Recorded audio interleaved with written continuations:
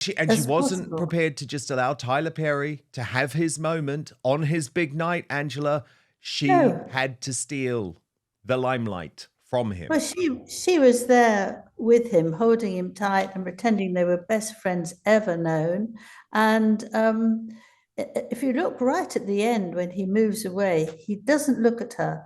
You know, when she's pushed him here and there, maybe he felt a bit fed up. Wow, wow, wow. What a 24 hours in the increasingly bizarre world of Meghan Markle and Prince Harry. Angela Levin, Prince Harry's biographer, joins me now. And Angela, look, we've got a lot to discuss here because Harry, of course, refused to deny that there were problems in his marriage on stage in New York. But I want to kick off with your reaction to Meghan Markle on the red carpet solo at this Tyler Perry event in California, because there's been a lot of commentary, Angela, that she seemed particularly desperate on the red carpet, that she was so desperate to get in shot with Tyler Perry that she didn't want to leave the red carpet even when the PR actually was ushering her off. What do you think is going on with her psychologically? I think that's what she wants to do. She does that. I haven't seen her be on a red carpet and just stay there for a minute and then go on, let someone else. I mean, she has to be seen as much as possible. And she's got the same sort of Megan laugh, which is a phony one. If somebody says anything to her, I can't copy it, but it's, it's so hilarious. And it's all just to That's get so attention. disingenuous. Yeah, but it's just somebody who needs even more now to be in the spotlight. And she might feel very positive about now Harry's out the way all the time. She doesn't actually have to make sure that she pushes him here to there and back again. She can just be concentrating on herself. Or she's feeling this is desperate. I hope all the people around the world will realize I'm still amazing and globally wonderful. But I think that that's how she is. You know, she hangs on when she looks at anyone. She always looks as if she's incredibly surprised, and she hasn't seen them for 25 years. It's so wonderful. But it's all acting and nonsense. And the thing is, once or we have all understood what she's really like, you can see that this is just the cream on the top, that she behaves like that because she wants people to admire her, but actually underneath she's a very different person. She's very bad tempered. People don't want to work for her. You can, it's all that sort of stuff. She hides it very well, and I think that's what the royal family was you know that was beaten by that. They thought that she was absolutely delightful. And when I saw her, I thought she was absolutely delightful, but not for very long. And then you see what she's really like, and you change. She's a very good actress at that, sort of hiding what she's really like. But I think, she sees a red carpet, it's ballistically exciting. And she doesn't want to go. She won't listen to anybody, of course, so that's a normal thing from her. And she tries to stay as long as possible and give every different this way, that way, the other way, so there be as many pictures as possible are in the papers. And my goodness, the Mail had loads and loads and loads and loads of them. So she gets what she wants. The thing is, though, Angela, you know, I've covered red carpets for a long time, in my previous career. Most celebrities, and this will surprise some people, but most celebrities actually hate red carpets. They go on the red carpet because they have something to promote. It is part of the job. So you do the red carpet because you are selling your film, right? Or you are selling your perfume brand, and it is part of the game. The bizarre thing, and what I can't get my head around now with Meghan, is it's like she seems to have nothing else going on in her life. So the only moment she has is the red carpet. She's not selling anything. There's no product at the moment. Yes, well, we've seen that really. Now she isn't busy. She might pretend to be busy. She might be with her children or anybody else's children, but she hasn't got anything else much going on. So she wants to hang on to this. I mean, I think that's what she does, and it helps her feel that she is worthwhile. I think when you've got an awful lot going on, it's quite embarrassing, you know. So you come along, quick bow, quick curtsy, and off you go because you want to speak to people and do these other things. But this is, you know, she loves it and she wants to get as much Oh yeah. attention And she as wasn't possible. prepared to just allow Tyler Perry to have his moment on his big night, Angela. She No, had to steal the limelight from well, him. she was there with him, holding him tight and pretending they were best friends ever known. And if you look right at the end when he moves away, he doesn't look at her. You know, when she's pushed him here and there, maybe he felt a bit fed up because when the other woman was there, I don't know who she was, dressed in a very nice red dress. When he started going away, he just went away. He didn't give her an extra kiss. He didn't give her an extra hug. He just almost ran off because it was enough. But Meghan wanted to tell everybody that he is a very good friend. He likes her enormously, and she is there together with somebody who is very well known, very rich, and exactly who she wants to be with. But you can't hold on to that for a very long time. I mean, he's been very nice to them. He let them borrow from build a house or flat when they came over, and I think he's very kind. And he did say that he liked Meghan and Harry very much indeed, because somebody said, "Well, why do you love them?" Not quite believing it, and he said, because they really do love each other and they love their children. You wouldn't have thought she would have said that really, but that's what he said there. But she, you know, was actually showing how thrilled she was to see him. And then she seemed to go quite early round the back, not through the front of the building, as if she was, you know, scampering off for some reason.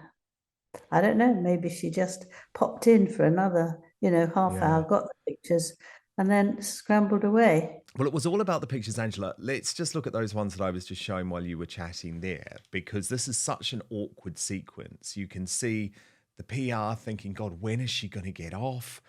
Again, the PR, you can actually see her there signaling to Please. Meghan, please just stop. Let Tyler Perry have his moment.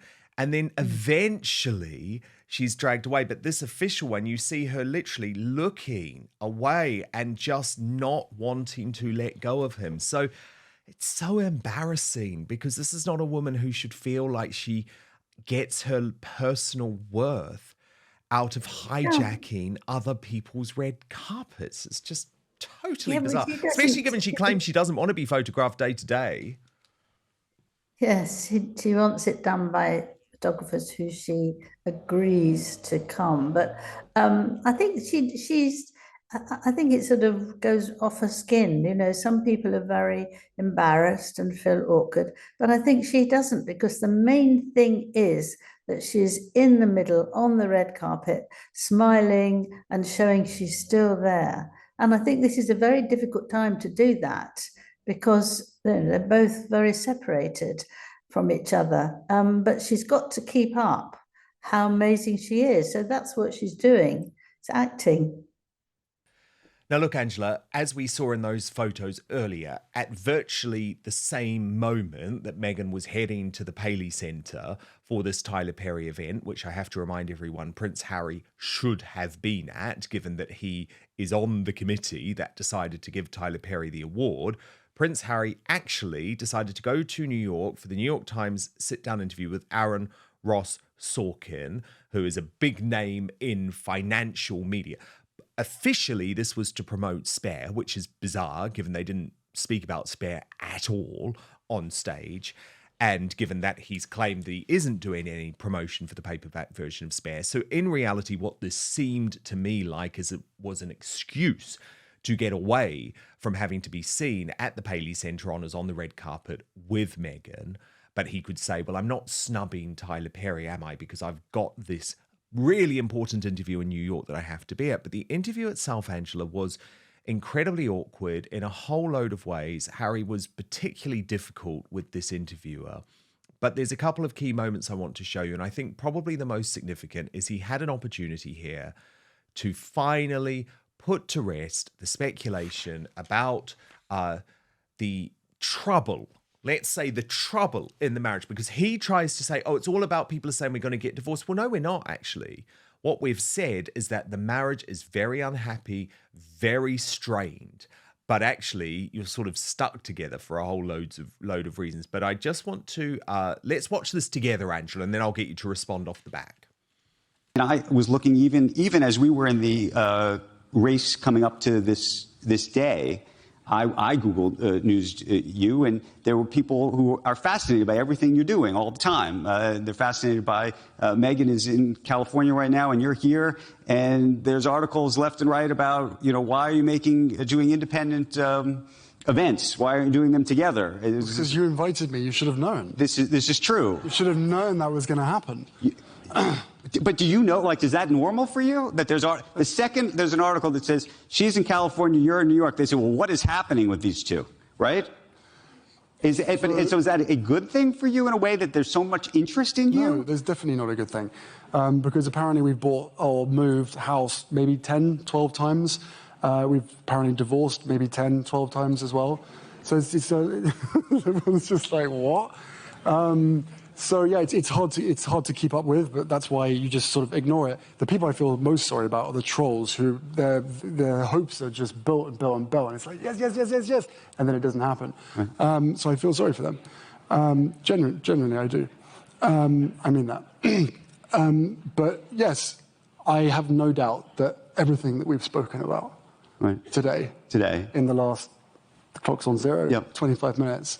Will be spun or twisted somehow against me, and maybe you yourself, it's possible, will be trolled relentlessly, and for that I can only apologise. But you did invite me, so it's not. Well, I know we're almost out of time, but very bizarre response, Angela Levin. Yeah, he's in. I recognise it really from when I was talking to him. I was doing his biography, and. Not with me. He was never bad with me, but this is Harry, who is really irritable. He hates it. Someone has crossed over the line to find out something he doesn't want to tell them. So he got very cross, and he then made a big effort to calm down. But he didn't want that. And actually him saying all these things about, there's nothing wrong with the wedding and the marriage, and, people are just saying it and there's no reason for all this. But people don't live apart for 2 months at a time when they've been walking around hand in hand all the time before and saying they're like, salt and pepper, that they're suddenly changed from you go your way and I'll go my way. But I think it showed up that he's very, very angry and frustrated about what's going on. But he is trying to make another life for himself.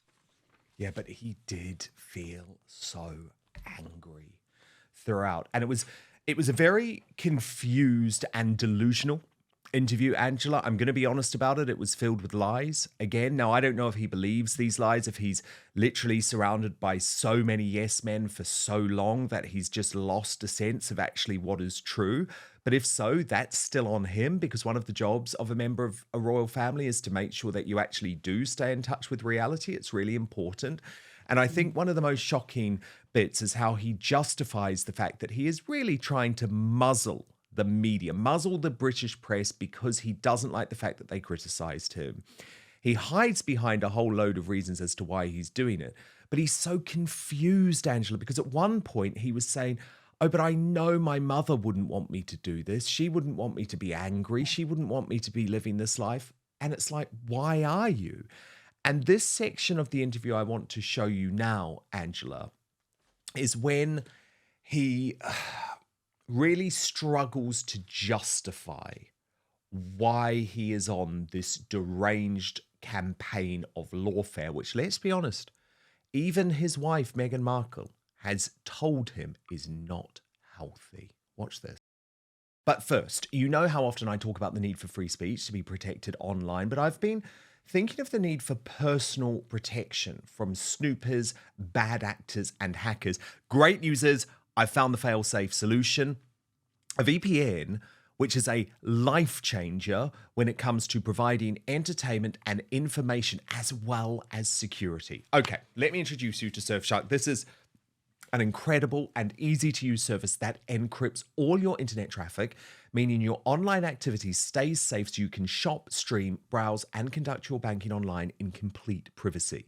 But the benefits of Surfshark go way beyond keeping you safe online. It also allows you to access your favorite entertainment and news shows and news channels actually from anywhere in the world, wherever you are, including streaming services like Hulu, iPlayer, HBO Max, Peacock, Netflix, Amazon Prime, Disney Plus.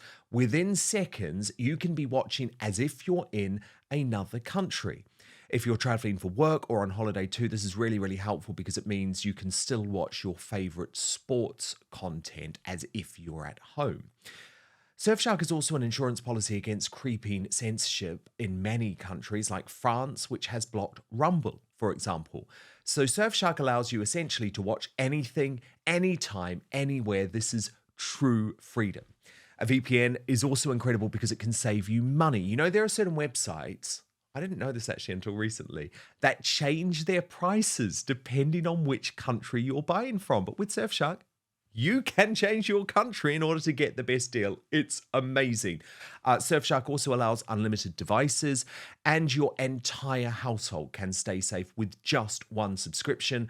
There are over 3,200 servers, in over 100 countries worldwide, meaning there's a world of choice at your fingertips. Also, I know for many of you, this will be the first time using a VPN. You'll probably have lots of questions. I found it very, very simple to set up, but there is 24/7 customer service. So surfshark.com/outspoken is the address for an extra 4 months of Surfshark at an unbeatable price. You can just click on the link in the description box below as well.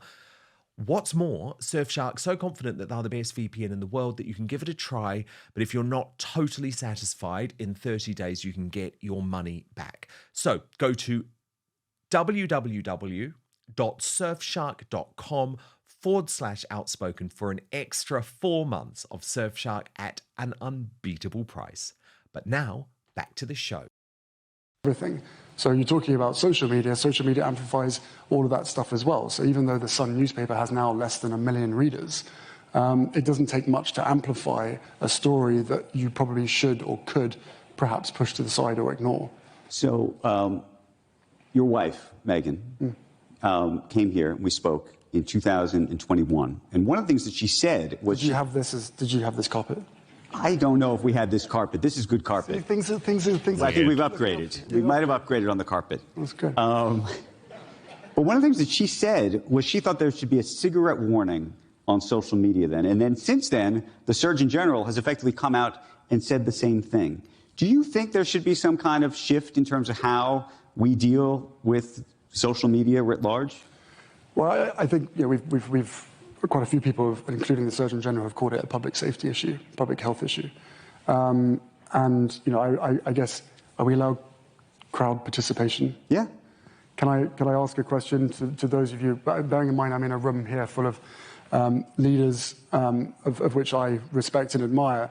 How many people in this room, by a show of hands, think that it is bizarre that this industry, the social media industry, is able to have pretty much zero accountability and transparency, and yet are able to make billions upon billions, over $1 billion a week, I believe, without someone, somewhere, or a group of people being able to actually change that? That was a sort of a long-winded answer, but by a show of hands, you yourselves are industry leaders.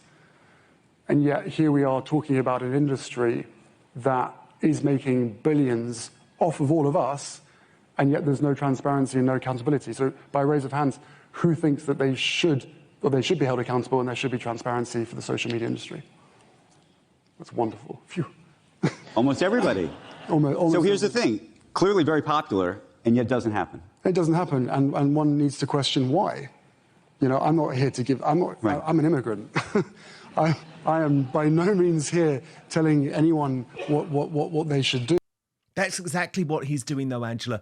What he is advocating for here, and it's really disturbing, is effectively the overturning of the First Amendment in America, which protects free speech. I mean, this is ridiculous. His favourite word is accountability. So he's always saying that about the newspapers. I mean, he earned £20 million from his Spare book, and that was revolting, telling very rude things about his parents and being horrible. But that's all right. Where's his accountability? Where is he saying that he's sorry? He made loads of money on that. But newspapers, he doesn't feel they should earn money. It's very peculiar. But let me tell you what actually accountability means. And it means an obligation or willingness to accept responsibility for one's actions. Now, that is not Harry. He uses it. He talks about it all the time. He doesn't do it at all. So, you know, how can he keep going on and on and on about newspapers when actually he tells lies all the time? I mean, the other thing that's very interesting is in that interview, he was talking about Diana, as you just said a minute ago, and that he thinks about her every day. She controls him every day, and he knows exactly what she wants him to do. Well, that's I understand his feeling for his mother, but it's a nonsense. And Richard Kay, who is a very, very experienced person, a journalist on the Mail, and he was very, very good friends with Diana. And I sat next to him when I worked on the Mail, and she was calling him up all the time, telling him where she wants a photographer to go, telling him about some sort of problem, and you could hear the voices even. So he said the idea that she didn't have relationships with the media, which is exactly what Harry said, who were writing about her, is pure and utter nonsense. And Harry knows that. Diana made a point of getting to know very many journalists. So to suggest that he is doing his mother's work in taking on the media here is not true. So there he is. I believe Richard on this entirely, and he just lies, but that's fine. What you do is not what I do. And you know, if you tell all those lies, you have to be careful, because you're putting something in someone else's mouth which is not there. And actually, he should know that he shouldn't do this about his mother. He loves his mother so much, and he shouldn't actually attack her when she's not doing anything wrong. No, but he uses Diana for so many things. He justifies Diana for any decision, any controversial decision, Angela. But I think the key point you made there, by the way, is about where is the accountability on him for all of the lies that he leaked about his own family, for revealing personal medical information about his own brother, including his private parts. So he can talk all about transparency of social media, but actually this guy is the one who has invaded the privacy of members of the royal family more than any journalist ever has. But Angela, I just want to show you one more moment from Harry on stage and get you to react to this, because to me, this was probably one of the biggest moments of delusion, where yet again, the media is blamed for somehow putting his family at risk. Watch this. The piece that really shocks the world. But I scratch my head thinking, you know, wow, is this already a moment that has passed? And that's certainly what they would like to believe, I think, right? They would say, oh, this is historical. Well, I've had to wait 5 years, 5 years for my claim. And in those 5 years, the retaliation and the intimidation for me as a witness has been quite extraordinary, especially with the attacks towards my wife and children. So yeah, I do think to myself, has this passed? And there will be a point when it's like, who's next? So Retaliation, he claims reporting, Angela, is now he considers retaliation. Yes. Well, you see, it's partly naive, and it's partly this desperation to get his own back and to somehow get out of his body all this anguish and hate that he's got there.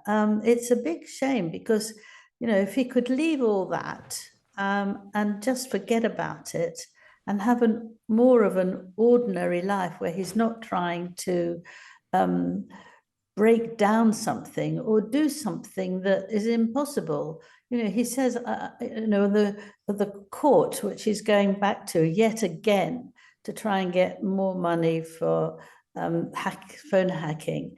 And he says, there's lots of people have had their deal done and they've got some money and apology and that's it. But he's not. He says he's going to go on and on and on and on with it.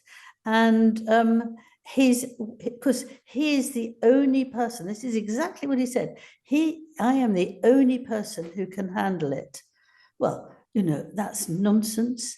But he needs that to be useful, to have something he wants to do. But actually, it doesn't work because people think it's absolutely ridiculous for him to waste his life trying to stop people doing things. He doesn't like the way the court is done in the UK. He doesn't think his father hands anything, his brother. It's everybody's all wrong except Meghan. And him. He thinks he's wrong because he gets into such a state. Yeah, except Meghan, exactly. You're laughing at me. Well, no, I'm laughing with you because I'm like, yeah, of course, except Meghan, who, by the way, used to feed the media every little story about herself, used to ask the media to follow her around London everywhere she went, tipping off her own paparazzi. I just think it's hilarious that he believes that Meghan is some sort of paragon of virtue when it comes to the media, Angela. But this is the same thing about their hypocrisy. It's everybody else shouldn't be doing that, but he and Meghan can. I mean, we've seen it's it fine with for them. Things, everything you can imagine that you shouldn't be doing, they can, because they're different from us. Well, not very much. It's a very peculiar way of living, but they need to be victims. They need to be powerful to control things. And neither of them seem to be doing it very satisfactory. No, that's for sure. Thank you so much for watching Dan Wootton Outspoken. Please click on my face just to the bottom left to subscribe to this brand new independent news source and turn on the notification bell so you'll be alerted to our brand new live shows, uncancelled interviews, and special royal episodes. Outspoken is also now available as a podcast, so you can listen to the show every weekday on the go, wherever you are.